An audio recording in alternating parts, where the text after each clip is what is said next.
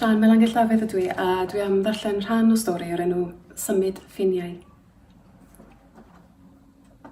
Rydw i'n sgwennu nid i baldario am ffawd 5 cwningen, ond i sgwennu llythyr at y fi'n hun.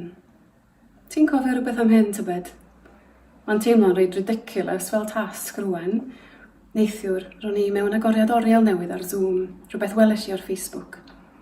Roedd rhywun o'r gwaith wedi clicio bod nhw'n mynd, mi feddylis i wedyn os oedd hi'n mynd, dylwn i'n hefyd.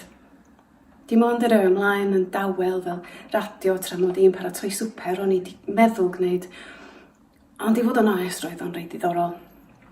Gwaith artist o Piccolo Museo della Poesia rhywle yn yr Eidal oedd yn difyr am ei bod hi'n casglu straeon dros ffiniau.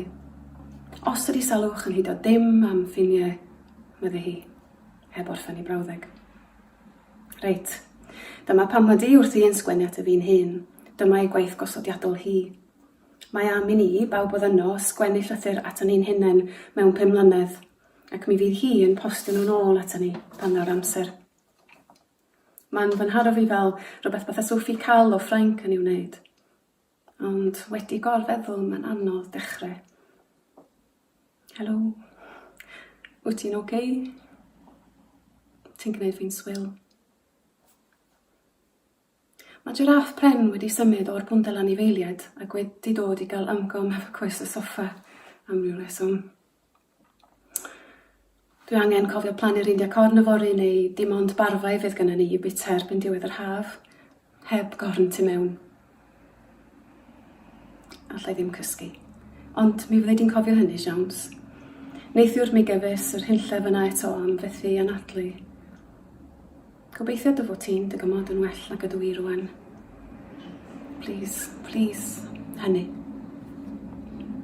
Un trafferth efo bod yn fam ydi teimlo weithiau nad ydw i'n bodoli o gwbl. Mae gen i beth wmbreth o lyniau ohono fo hefo bobl eraill, hefo plant eraill ac oedolion, hefo'i ffrind Eben yn y ddau yn trydringo i fyny'r llithren yn y barc, yn eistedd ar ysgwyddau ta. Ond os neb yn cymryd lluniau ohono ni'n dau efo'n gilydd.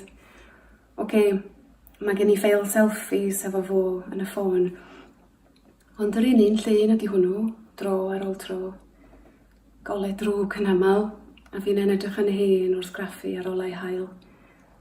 Tydi hynny ddim yn ddigon. Dyma'r fam heb goesau. Dim ond ysgwyddau cam ac un fraich yn ymestyn at y camera. Efallai wir nad ydw i'n bodoli wedi'r cwbl. Bob dydd dwi'n sgwennu 3 beth dwi'n ddiolchgar amdanyn nhw. Dylwn i fod yn browd o hynny, mae'n siŵr mod i'n gwneud un o'r pethau yma pawb yn argymell. Waeth i mi i roi nhw lawr yn fan hyn am heddiw. Rhif 1. Yr hyn dynes yn y siop fara ddedodd fod gen i dan gris neis. Yr rhai efo patrwm flodeuog sy'n debygach i fwlfas. Mae'r penbyliaid dal yno, yn fawr ac yn dew bellach, yn brinach ond dal yno.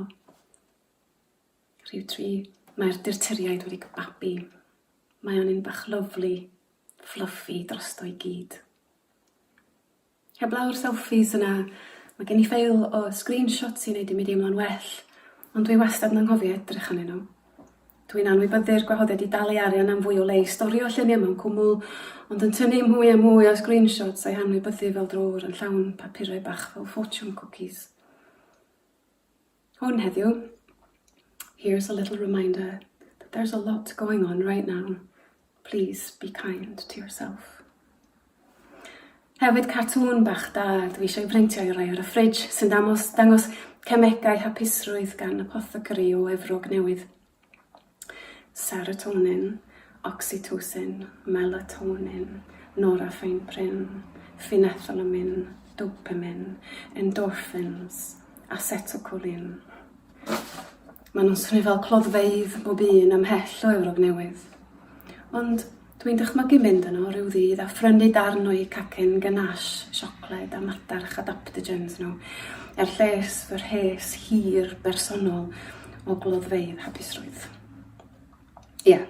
Siocled a madarch. Rhaid ei trio am hwn i. Apothecary. Gair da. Mi faswn i'n teithio pellteroedd i apothecary. Siŵr i fod o fel siop fferins, blodau wedi sychu mewn poteli a rhywun yn medru dweud pa un sy'n gwneud lles i'r iau a pha rai sy'n gwneud lles i'r galon.